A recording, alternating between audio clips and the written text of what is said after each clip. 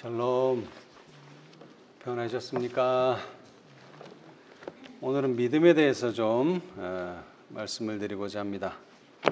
먼저 마태복음 14장의 말씀입니다. 마태복음 14장 28절에서 31절입니다. 마태복음 14장 28절에서 31절.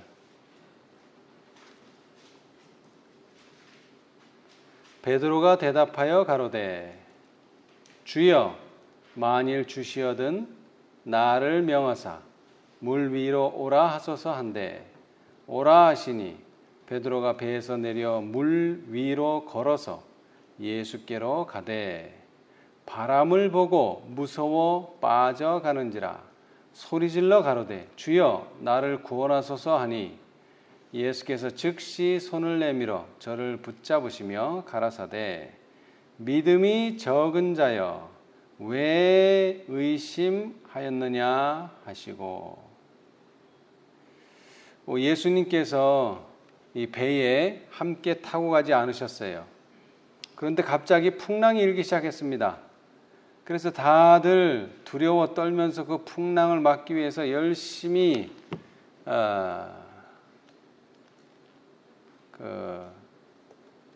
살려는 노력을 하고 있는데 그때 바다 위에 누군가 걸어오고 있었어요. 이거 실제로 여러분이 보신다면 어떻게 될까요? 이거 기절할 일이죠. 예, 왜냐하면 사람은 물 위를 걸을 수가 없습니다. 땅 위를 걸을 수는 있죠. 그러나 물 위를 걸을 수는 없습니다. 근데 자세히 보니까 그분이 누구예요? 제자들이 잘 알고 있는 바로 예수님이에요. 야, 베드로는 이 놀라운 일을 보면서 뭐라고 얘기했어요? 주여, 만일 주시어든 나를 명하사 물 위로 오라 하소서. 이 말은 베드로의 믿음을 말합니다. 베드로는 뭘 믿었어요? 예수님이 명령하시면 나도 물 위를 뭐 할 수 있다? 걸을 수 있다는 확신이 있었어요. 그러자 예수님께서 오라 하시니 베드로는 그 오라는 그 말씀만 믿고 배에서 내려 물 위로 걸어서 예수께로 가되. 여러분, 물 위를 걷는다고 한번 생각해 보세요. 상상할 수 없는 놀라운 일이죠. 그런데 물 위를 걸어가던 베드로가 갑자기 어떻게 됐습니까? 물속으로 빠져들어갔어요. 왜 빠졌습니까? 바람을 보고 무서워 빠져가는지라. 뭐를 보고? 바람을 보고. 뭐를 주시했었어야 되는데 예수님만 바라보고 예수님만 의지하고 갔었어야 되는데 눈을 돌려서 누구를 봤을까요? 여기 성경에는 표현되어 있지 않지만 제자들을 보면서 나는 어디를 가고 있다 지금? 물 위를 걸어가고 있다라는 것을 보기 위해서 뒤를 돌아다보는 순간, 예수님을 시야에서 놓치는 순간 바람을 보게 되고 그러면서 두려움이 오게 되고 그러면서 믿음이 없어지면서 그는 바다에 빠지게 생겼어요. 그래서 예수님께서는 즉시 손을 내밀어 어떻게 했다고요? 저를 붙드심과 동시에 뭐라고 말씀하셨어요? 뭐가 적은 자요? 믿음이 적은 자요. 용기가 적은 자도 아닙니다. 믿음이 적다. 그런데 그 다음 말씀이 의미심장해요. 왜 의심하였느냐? 여러분, 베드로가 물 위를 걸어갈 때만 해도 의심을 했을까요? 아니요. 안 했어요. 근데 믿음이 적어서 믿음이 적다기보다는 예수님을 시야에서 잃어버리는 순간 몸이 빠져드니까 내가 이러다가 죽는 거 아닐까? 예수님이 나를 놓치시는 거 아닐까는 의심이 들기 시작했죠. 예. 여러분, 의심하는 것은 죄입니까? 아닙니까?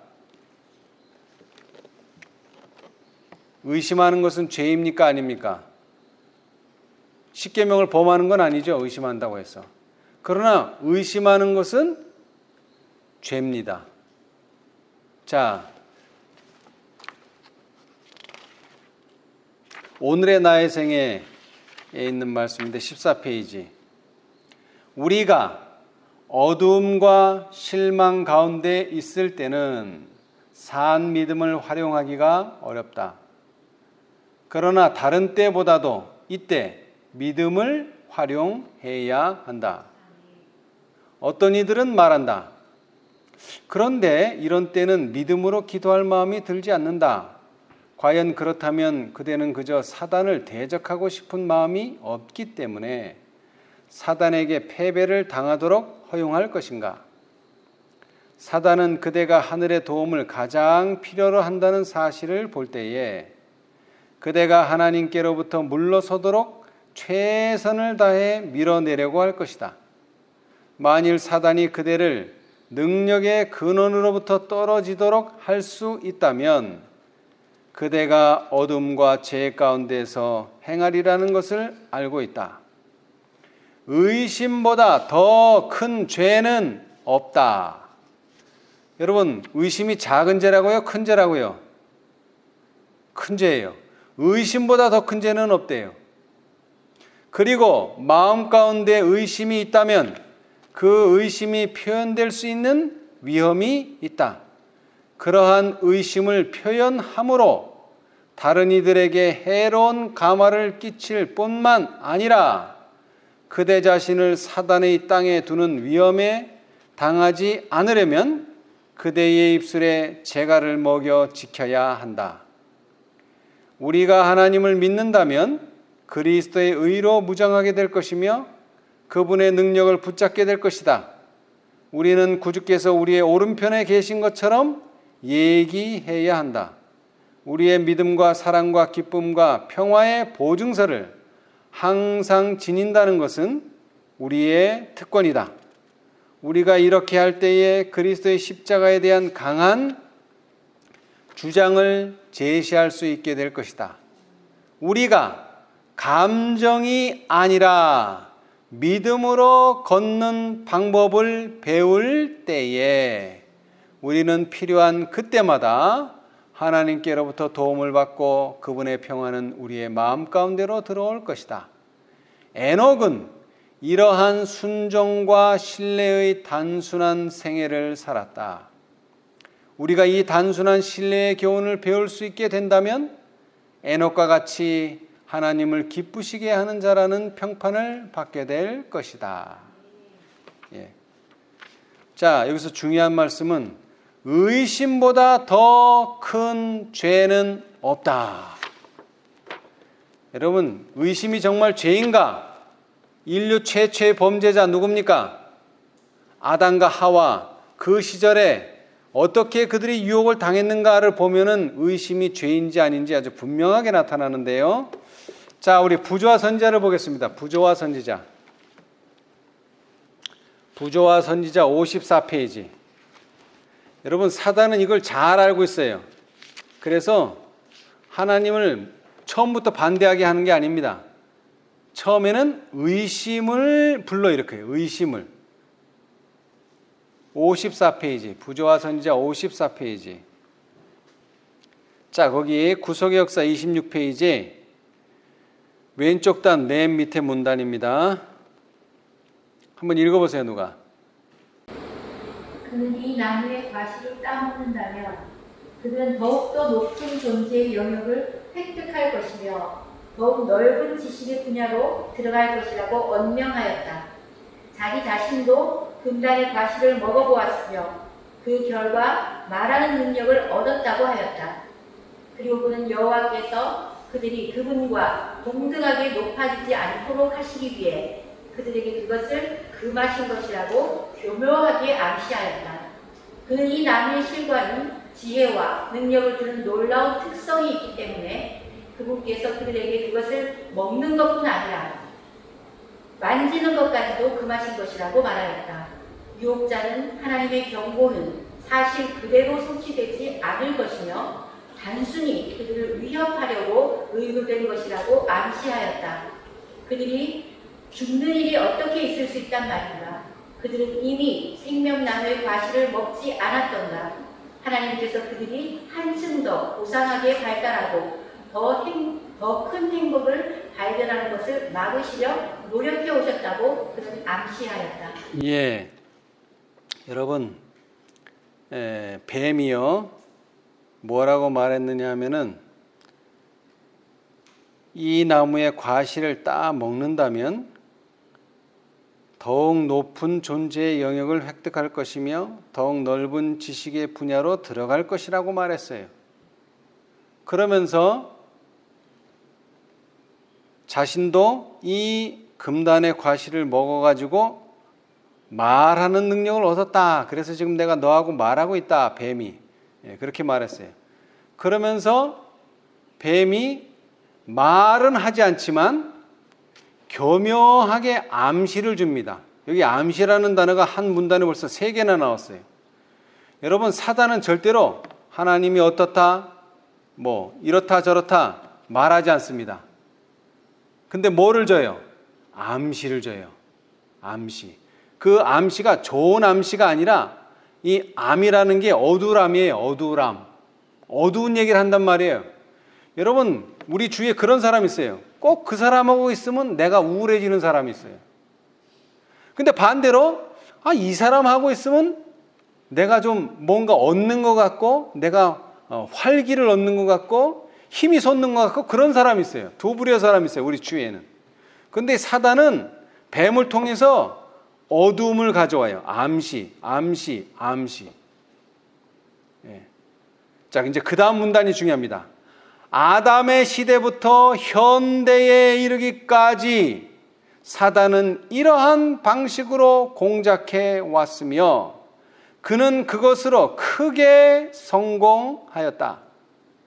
자, 그 방식이 바로 암시를 주는 방식인데 뭐에 대한 암시냐? 그는 하나님의 사랑을 뭐하고?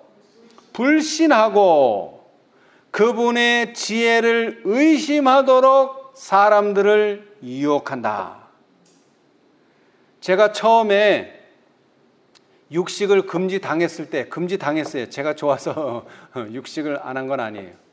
그랬을 때 저도 그랬어요. 아니, 왜 고기를 안 주지? 왜 맛있는 이런 거를 못 먹게 하지? 물론 건강을 위해서라고 하는데 저는 이해를 못했어요. 사단이 꼭 그렇게 일해요. 무슨 암시? 하나님의 사랑을 불신하게 만들어요. 왜 금단의 열매를 두었을까? 사랑하면 모든 걸 다 먹게 해야지. 왜 하나님께서는 이것을 금하셨을까? 예, 그분의 지혜를 의심하게 해요. 그 다음에 하나님의 사랑을 불신하게 하고 사단은 항상 이런 방식으로 일해왔어요. 예. 그래서 의심은 뭐라고요? 죄라는 거예요. 뭐에 대한 의심? 그분의 지혜에 대한 의심, 하나님의 끊임없는 사랑에 대한, 변함없는 사랑에 대한 의심은 죄라는 것입니다. 의심은 사실 불신하고는 좀 달라요. 의심은 실금 같은 거예요. 금은 금인데 아주 그냥 작은 금이에요. 의심은. 근데 그 의심이 점점 발전하면 뭐가 돼요? 이제는 불신이 돼요. 그때는 진짜로 금이 가는 거예요. 그 다음에 그 불신이 점점 발전하면 어떻게 돼요? 완전히 그 금이 쪼개지는 거예요. 분리가 일어나는 거예요. 그때는 하나님과의 사랑에서의 분리, 하나님의 지혜에서의 분리. 그러면서 우리는 이제 하나님의 편이 아닌 사단의 편에 서게 돼요. 근데 그 시작은 뭐라고요? 실금, 아주 조그마한 실금, 의심, 아주 조그마한 의심에서부터 시작해요. 그래서 화이트 선지자는 사단을 대적하는 방법이라는 제목으로 이런 말씀을 하셨어요. 이거 그분을 알기 위하여 244, 245페이지에 나오는 말씀인데요. 기도록에 있는 말씀이에요. 자, 먼저 우리 성경을 한번 읽어보겠습니다. 야고보서 4장 7절. 사단을 대적하라 그랬죠? 마귀를 대적하라. 그런즉 너희는 하나님께 순복할지어다. 마귀를 대적하라. 그리하면 너희를 피하리라. 마귀를 대적하면 오히려 마귀는 우리를 어떻게 한다고요? 피하겠다. 근데 마귀를 뭐 하면요? 대적하지 않고 마귀에게 순응한다든가 마귀를 친구 삼는다면 우리는 마귀의 유혹에 넘어가게 된다. 대적한다는 말은 싸워야 된다는 말입니다. 싸워야 돼요. 자, 제가 읽어드릴게 한번 들어보세요. 우리의 사업은 마귀를 대적하는 것이요 그의 의심을 품는 것이 아니다. 만약 우리가 이같이 하면 마귀는 너희를 피하리라는 허락이 있다. 그러나 내가 어떻게 대적할 수 있는가? 라는 질문이 종종 일어난다.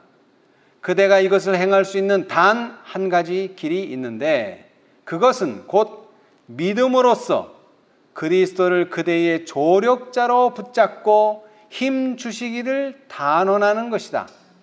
사단이 그대 앞에 의심을 제시하고 그대는 너무나 가치가 없고 죄가 많아서 하나님의 축복을 인식할 수 없다고 말할 때에 그의 앞에 그리스도를 그대의 변호인과 구주로서 나타내라. 그대는 자신이 죄인인 것은 아나 예수께서는 잃어버린 자를 찾아 구원하기 위하여 오셨다는 것을 그에게 말하라. 그는 의인을 부르러 온 것이 아니요 죄인을 부르러 오셨다. 마가복음 2장 17절인데 이 마가복음 2장 17절을 킹제임스 역으로 보니까 의인을 부르러 온 것이 아니요 죄인을 불러 회개하게 하려고 오셨다. 이 회개하게 하려고가 더 들어가 있어요. 이게 정확한 말씀이에요. 하나님의 뜻은 죄인을 그냥 부르는 게 아니라 죄인을 불러서 뭐 하게끔? 회개하게끔. 그래서 죄를 용서받게끔 하시는 일을 하기 위해서 예수님이 오셨다는 것입니다. 벌써 6개월이 지났어요. 2023년도. 우리가 1월 1일 날 내가 올해는 성경을 얼마나 읽고 예언의 신을 얼마나 읽고 신앙을 어떻게 하고 뭐 많은 좋은 계획들을 세웠을 거예요. 근데 오늘 와보니까 그 계획들이 잘 되고 있습니까? 안 되고 있습니까? 저 자신부터 잘 안 돼요. 그럴 때 우리는 어떻게 되죠? 우울해지고 의기소침해져요. 자, 그런데 그것을 누가 좋아한다고요? 사단이 좋아해요. 우리는 그럴 때 뭐를 말해야 돼요? 내가 어떻게 마귀를 대적할 수 있는가? 나는 안 돼요. 근데 누가요? 믿음으로써 그리스도를 그대의 조력자로 붙잡고 힘 주시기를 단언하는 것이다. 그럴 때에는 마귀를 대적할 수 있다는 거예요. 그대는 자신이 죄인인 것은 아나 예수께서는 잃어버린 자를 찾아 구원하기 위하여 오셨다는 것을 그에게 마귀에게 사단에게 말하라. 그는 의인을 부르러 온 것이 아니요 죄인을 불러 회개하게 하려고 오셨다. 자, 다음의 허락들을 되풀이하라.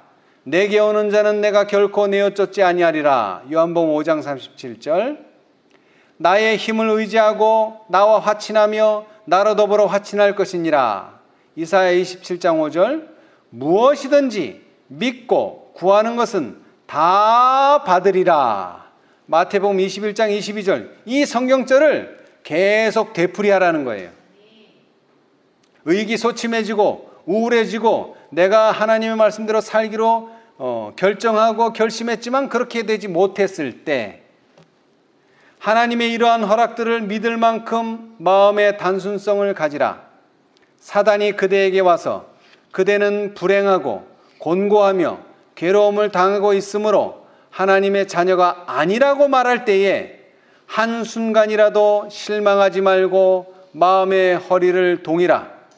그대의 마음으로 하나님 안에서 쉼을 얻게 하라. 주께서는 만일 그대가 당신 앞에 나오면 영혼의 쉼을 발견하게 되리라고 약속하셨다. 그리고 만일 그대가 그와 같이 한다면 주께서는 그대 안에 말씀으로 채우시고 평안을 주실 것이다. 많은 사람들은 저들이 소원하는 것처럼 저들이 느끼지 못하기 때문에 여러 해 동안 흑암과 의욕 가운데서 지낸다. 그러나 느낌이란 믿음과는 아무런 관계가 없다. 사랑으로서 역사하고 영혼을 순결케 하는 믿음은 충동에 의한 것이 아니다. 이것은 하나님의 허락을 향하여 감히 나가고 그가 말한 것을 그는 또 실천하실 수 있으시다는 것을 굳게 믿는 것이다. 우리 영혼은 믿도록 수양을 받고 하나님의 말씀에 대하여 가르침을 받을 수 있다. 하나님의 말씀은 선포하시기를 의인은 믿음으로 말미암아 살리라고 하셨고 느낌으로 말미암아 살리라고는 하지 않으셨다. 예. 우리가 신앙을 하다 보면은요, 자꾸 느낌을 의지하고 싶을 때가 있어요. 그럴 때 우리는 돌이켜야 돼요. 절대로 느낌을 의지해서는 안 됩니다. 느낌, 감정, 이런 거 의지하면은 우리의 신앙이 잘못되기가 쉬워요. 뭐 잘못된다기보다 불로 연단한 금은 다른 것이 아니라 믿음이 자꾸 강해져야 돼요. 어떻게 해요? 믿음으로 말미암아 살아갈 때 믿음이 강해져요. 믿음 없이 살면 안 됩니다. 자, 그런데 그 믿음이라는 것이 무엇이냐? 자, 청년에게 보내는 기별 111, 112페이지에 보면 암흑과 실망이 때때로 영혼을 엄습하고 우리를 압도하려고 위협할 것이다. 그러나 우리는 우리의 담대함을 버리지 말아야 한다. 우리는 마음에 느껴지든지 느껴지지 않든지 예수께 시선을 고정시켜야 한다. 우리는 스스로 알고 있는 모든 의무를 신실히 이행한 다음 하나님의 약속을 믿고 평온한 가운데서 쉬어야 한다. 때때로 우리의 무가참에 대한 깊은 느낌에서 영혼이 공포에 떠는 일이 있다.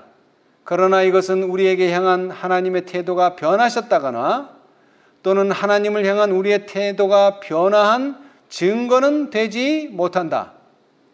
우리의 마음에 어떤 수준의 격렬한 감정을 일으키려고 조금도 노력해서는 안 된다. 우리는 어제 느꼈던 평화와 기쁨을 오늘에는 느끼지 못할지도 모른다. 그러나 우리는 믿음으로 그리스도의 손을 붙잡고 어둠 가운데서도 빛 가운데서와 마찬가지로 그분을 전적으로 신뢰하여야 한다. 예.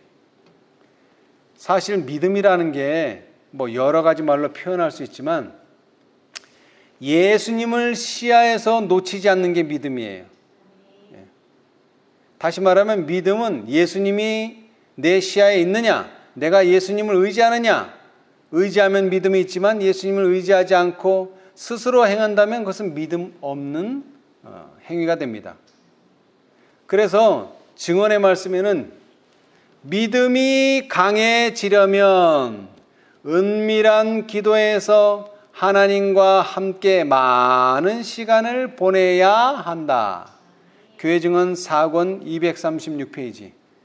예. 우리가 예수님과 얼마나 가까워지느냐에 따라서 우리의 믿음은 강해질 수도 있고 우리의 믿음은 연약해질 수도 있습니다. 또 다른 증언에는요, 많은 사람들은 그들의 감정을 계속해서 주시하고 그들의 발전이나 쇠퇴를 그것으로 판단함으로써 그들의 신앙생애에 있어서 심각한 잘못을 범한다. 우리는 하나님의 간합하심을 받은 증거를 찾기 위하여 마음속을 바라보아서는 안 된다.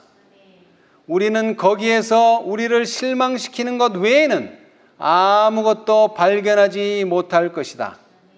우리의 유일한 소망은 믿음의 주여 또 온전케 하시는 이인 예수를 바라보는 데 있다. 그분에게는 희망과 믿음과 용기를 고취시켜주는 모든 것이 있다. 그분은 우리의 의요, 우리의 위로요, 기쁨이시다. 예. 자꾸 우리는 우리 안에서 뭔가 답을 찾으려고 해요. 내가 용서를 받았나? 그러면 내 마음이 기뻐야 되는데 왜 이렇게 안 기쁘지? 그럼 용서를 못 받았나? 그런 게 아니라는 거예요. 예. 우리는 우리 자신을 중심 삼지 말고, 이건 있으니까 우리 다 같이 읽어볼까요? 자, 정로의 계단 71페이지. 정로의 계단 71페이지. 여러분, 장마라는 게 뭡니까? 장마. 비가 많이 온다는 것도 있지만 해를 보는 시간이 그만큼 줄어든다는 것입니다. 해를 보는 시간이 점점 줄어들어요. 그러면 자꾸 우울해질 수 있어요. 우울해질 수 있어요. 자, 그럴 때 여러분 이 말씀을 꼭 기억하셔야 됩니다. 자, 71페이지. 거기 72페이지네요. 71이 아니라 72. 70이라고 쓴 데서 두 줄 내려가시면 우리는 우리 자신을 중심으로 삼지 말고 또는 구원을 얻을까 못 얻을까에 대하여 걱정과 염려를 하지 말 것이다. 이러한 염려는 사람을 우리의 힘의 근원이 되시는 자에게서 뭐하게? 떠나게 하는 것이다. 그대의 염려를 하나님의 보호에 맡기고 그를 신뢰하라. 찬미에도 있잖아요. 찬미가 아니라 복음성가에도 기도할 수 있는데 왜 걱정하십니까? 예. 이 걱정과 염려가 왜 안 좋으냐면 이 걱정과 염려를 하다 보면 뭐를 잊어버리게 돼요? 힘의 근원을 잊어버리게 돼요. 자기 스스로 뭔가를 하려고 하고. 예. 예수에 대하여 이야기하고 생각하자. 그를 생각하는 가운데서 뭐를 잊어버리라? 자신을 잊어버리라. 무능한 자신, 죄 짓는 자신, 이런 자신을 잃어버려야 돼요. 근데 어떻게 잃어버릴 수 있어요? 예수에 대하여 이야기하고 예수에 대하여 생각하자. 모든 의욕을 버리고 공포심을 없이 하여 버리라.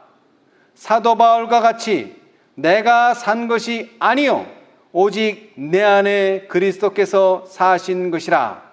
이제 내가 육체 가운데 사는 것은 나를 사랑하사 나를 위하여 자기 몸을 버리신 하나님의 아들을 믿는 믿음 안에서 사는 것이라고 말하라. 하나님을 의지하라. 제가 가끔 말하지만 사람 인자가 짝대기가 두 개죠. 네. 누구를 의지하라고요? 그 짝대기 하나는 사람이 아니에요. 하나는 나고요. 그 짝대기, 작은 짝대기, 나를 받치고 있는 작은 짝대기는 누구라고요? 예수님이에요. 예수님께서 뭐하러 오셨다고요? 너를 섬기러 왔노라. 그 작은 짝대기 없이 우리는 살아갈 수가 없어요. 그것은 본인이 인지하든지 인지하지 않든지 간에.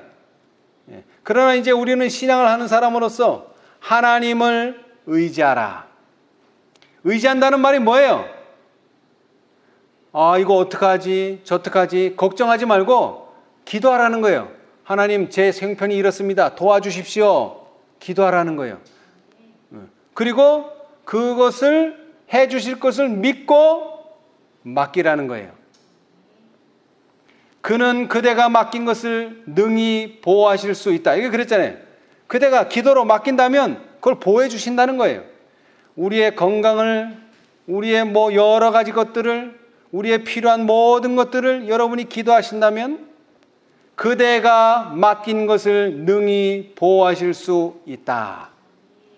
그대가 자신을 그의 손에 맡기면 그는 그대로 하여금 사랑하신 자로 말미암아 이기고도 남음이 있게 하시리라. 성경은 말합니다. 어떻게 이긴다?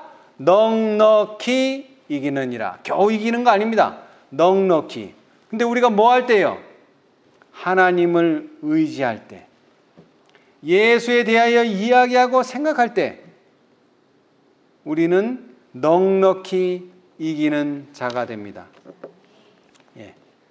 또 이 믿음과 관련해서요, 사단의 지옥의 그림자가 우리의 믿음을 방해하기 위해서 또한 의의 태양이신 예수님의 임재로부터 발산되는 빛을 가려버리기 위해 우리 길을 뒤덮어 버릴 때가 결코 오지 않을 것임을 명심하라.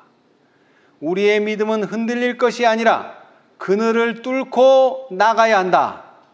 여러분, 장마철에 항상 이 어두운 먹구름이 끼어 있어요. 근데 그 먹구름만 올라가면 뭐가 있어요? 해가 있어요. 근데 이 해와 우리 사이에 뭐가 지금 가리고 있는 거예요? 먹구름이. 근데 우리는 그 먹구름 너머에 있는 그 빛이 결코 우리에게 도달하지 않는다는 그런 생각은 하지 말아야 돼요. 의의 태양이신 예수님의 임재로부터 발산되는 빛을 가려버리기 위해 우리 길을 뒤덮어 버릴 때가 결코 오지 않을 것임을 명심하라. 그런 일은 없어요. 우리의 믿음은 흔들릴 것이 아니라 그늘을 뚫고 나아가야 한다.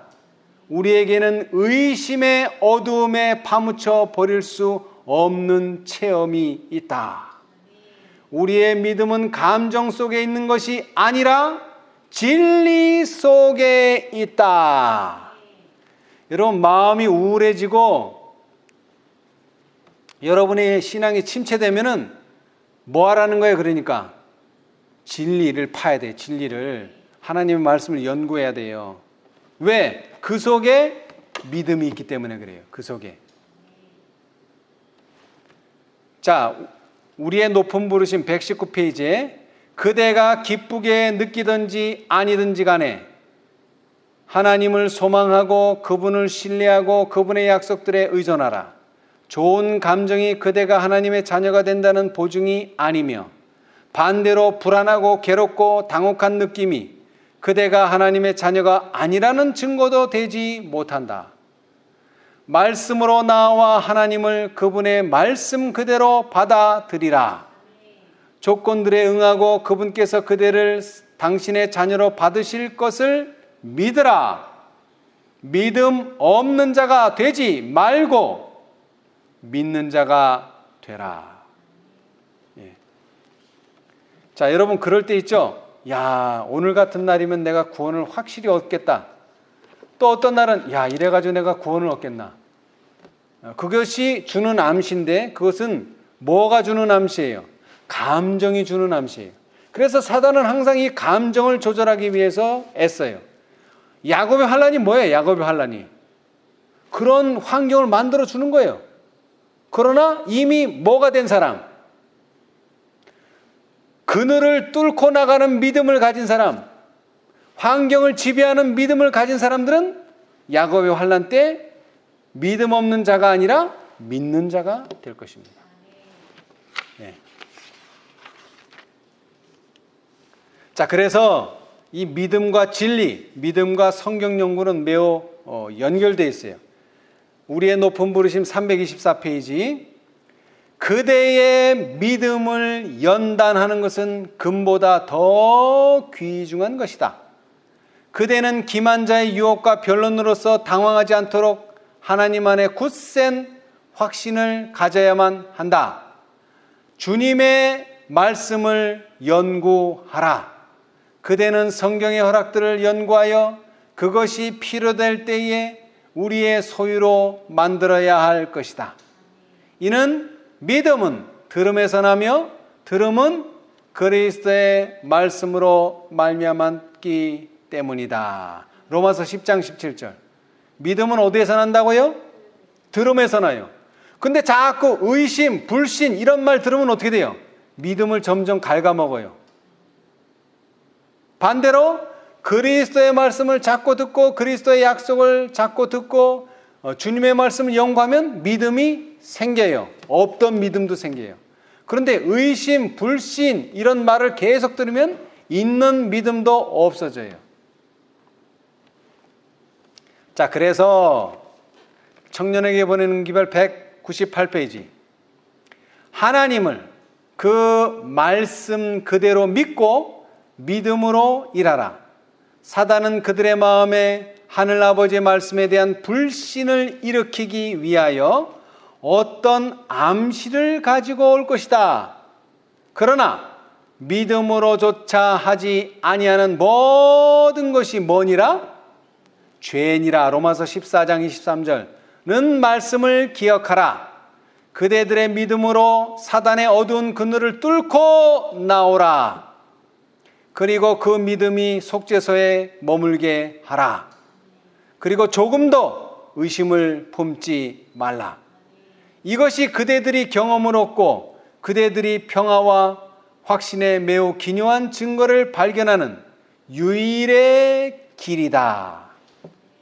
여러분, 믿음 없이는요, 화평을 얻을 수가 없어요. 믿음 없이는 확신도 없어요. 근데 그 믿음이라는 게 뭐라고요? 하나님을 말씀 그대로 믿으라는 거예요. 하나님을 말씀 그대로. 자, 그래서 교회증언 5권 302페이지는요, 믿음을 이야기하고 믿음을 배양하는 자들은 믿음을 소유할 것이다. 너무나 당연한 이야기죠. 그러나 의심을 품고 나타내는 자들은 의심을 갖게 될 것이다. 세상의 법칙과 똑같아요. 심은 대로 거두는 거예요. 의심하고 의심을 나타내는 자들은 의심을 갖게 되지만 믿음을 이야기하고 믿음을 배양하는 자들은 믿음을 소유할 것이다. 교회증언 5권 302페이지. 자, 실물교훈의 한 말씀을 보겠습니다. 실물교훈. 오늘 제가 믿음에 대해서 말씀드리고 있는데요.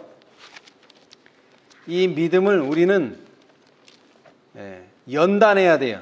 그것이 바로 라오디게아 교회에 보내는 불로 연단한 금이 될 것입니다.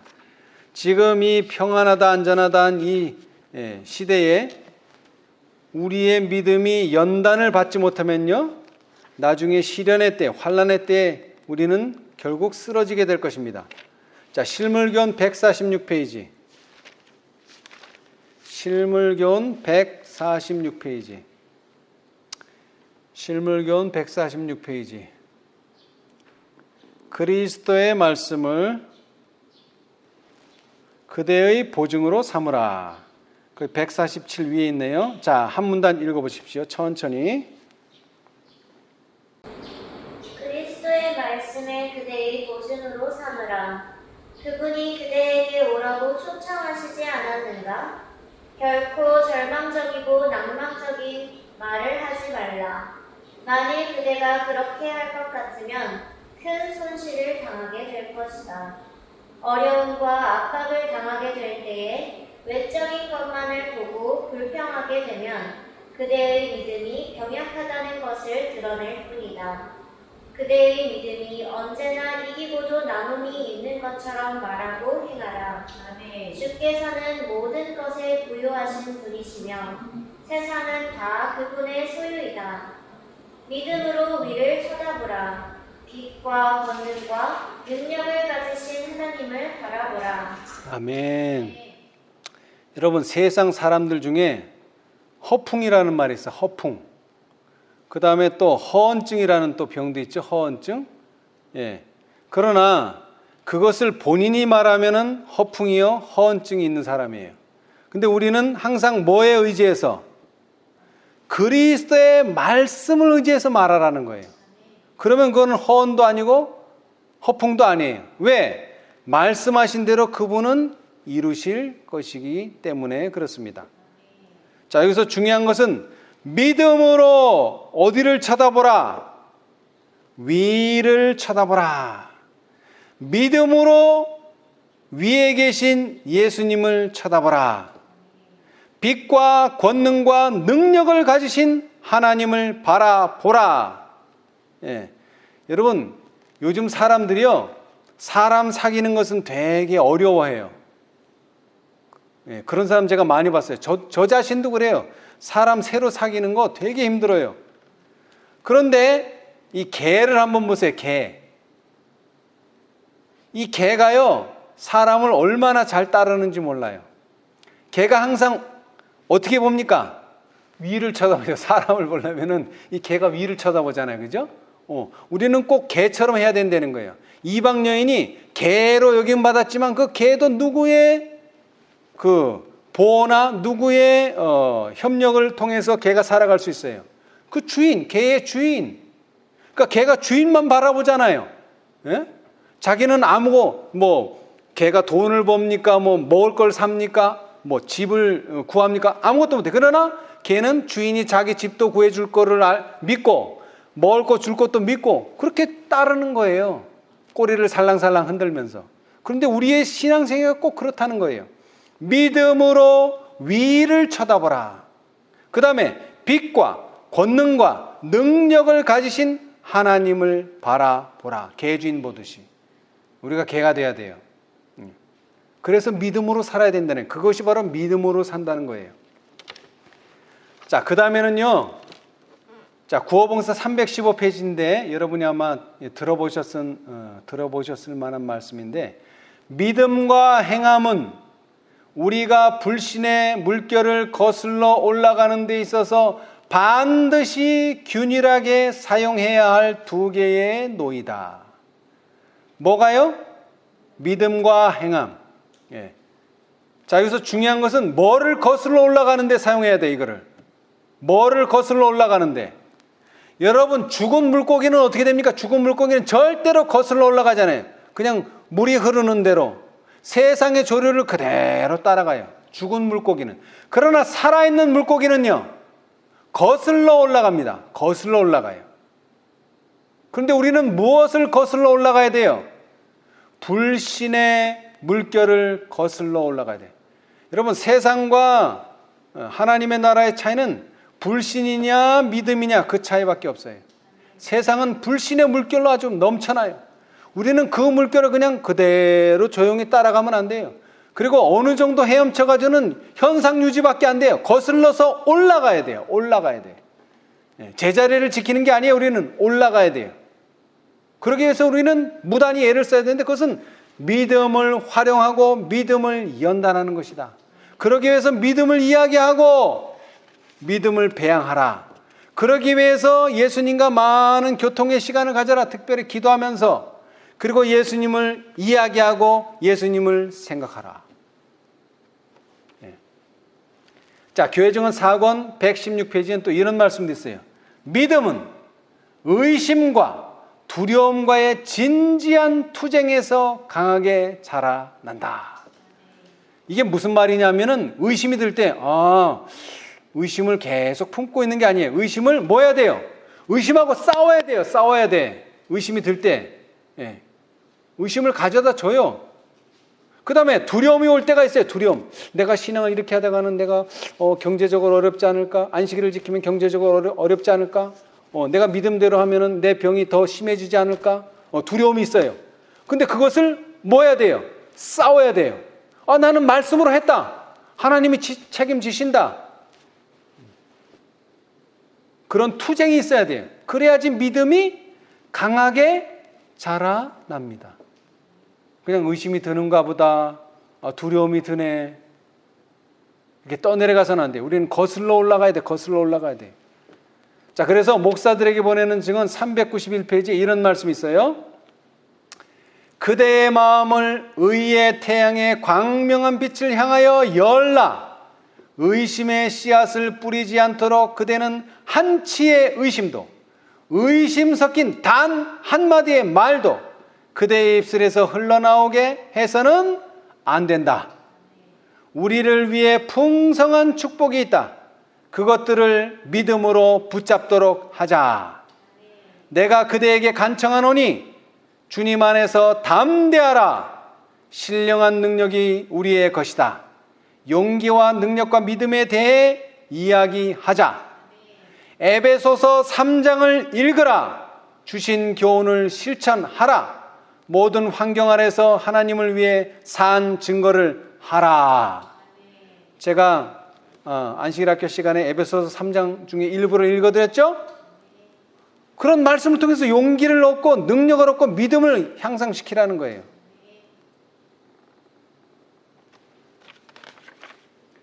자, 여기에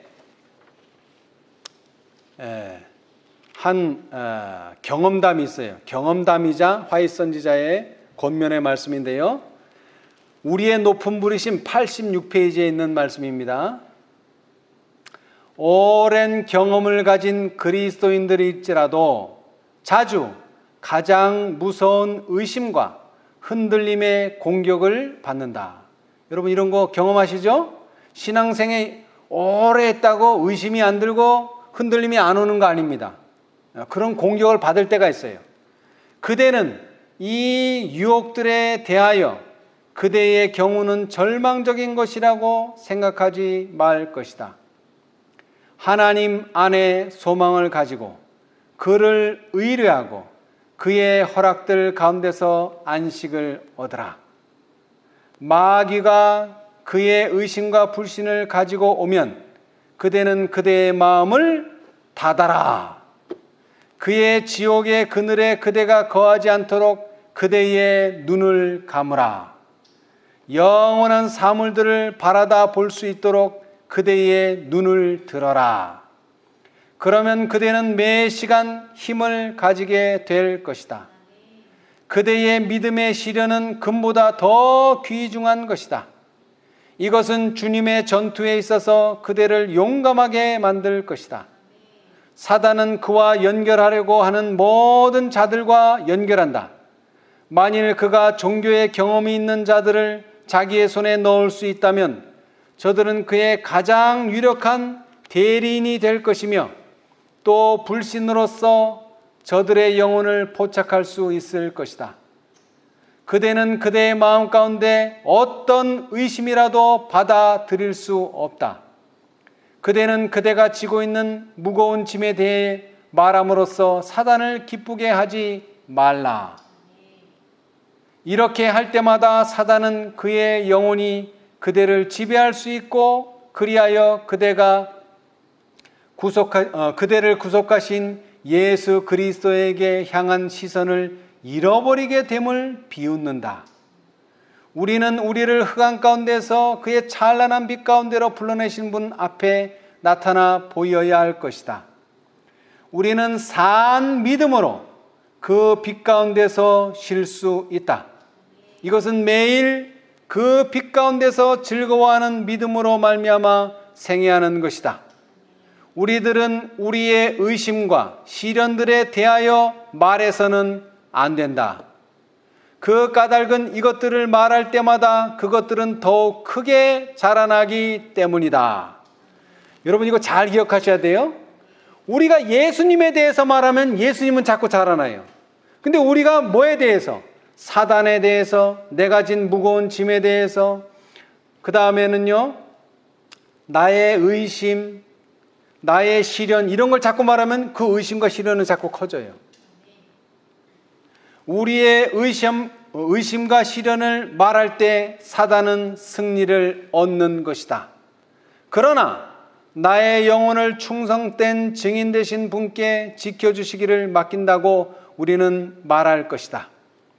그때 우리는 조금 더 기탄 없이 우리 자신을 예수 그리스도께 드렸음을 증거하게 되고, 그러면 하나님은 우리에게 빛을 주시고 우리는 그분 안에서 즐거워한다. 하나님을 사랑하는 영혼들은 의심의 안개 위를 오를 수 있다. 그는 밝고 넓고 깊은 산 경험을 얻을 수 있으며 온유하게 되며 그리스도처럼 될 수 있다. 그의 영혼은 하나님께 맡겨지고 하나님 안에 그리스도와 함께 숨겨진다. 자, 이 말씀 이게 하루의 전체의 기도력인데요. 제목이 뭐냐면 의심의 안개 위에. 여러분 우리가 살다 보면은요 안개도 만나요. 안개. 그러면 어때요? 앞이 보입니까? 안 보입니까? 안개 속에 들어가면 안 보여요. 그런데 그럴 때 우리는 어떻게 해야 돼요? 예수님에 대해서 더 말하고 믿음에 대해서 더 말하고 예수님을 더 의지해야 되는데 우리는 그 안개 속에 묻혀가지고 그저 자신의 의심, 자신의 시련, 자신이 당한 무거운 짐에 대해서 더 말하게 돼요. 근데 그렇게 말할수록 그 무거운 짐은 더 가벼워지는 게 아니라 더 무거워져요. 그 다음에 그 의심과 그 다음에 시련들은 더 커져요. 반대로 이러한 안개 중에 있지만 우리가 예수님에 대해서 말하면 예수님은 더 커지고 우리가 믿음에 대해서 말하면 믿음은 더 커져요. 우리의 믿음이 커진다는 거예요. 그래서 로마서 14장 23절 다시 읽어드리지만 믿음으로 쫓아 하지 아니하는 모든 것이 죄니라.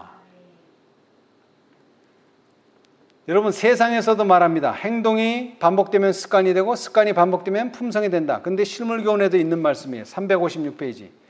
행동이 반복되면 습관이 되고 습관은 품성을 이루게 되어 그 품성으로 말미암아 우리의 현세적인 또는 영원한 운명이 결정된다. 우리는 원망하는 말을 자주 합니까? 감사하다는 말을 자주 합니까? 우리는 의심하는 말을 자주 합니까? 신뢰하고 믿는다는 말을 자주 합니까? 이것에 따라서 습관이 되고 이것에 따라서 뭐가 된다고요? 품성이 된다. 여러분 세천사 기별의 마지막 문구가 뭡니까? 성도들의 인내가 여기 있나니 저희는 하나님의 계명과 예수 믿음을 지키는 자니라. 저는 전에는 이렇게 생각했어요. 예수님의 믿음을 지키는 거다.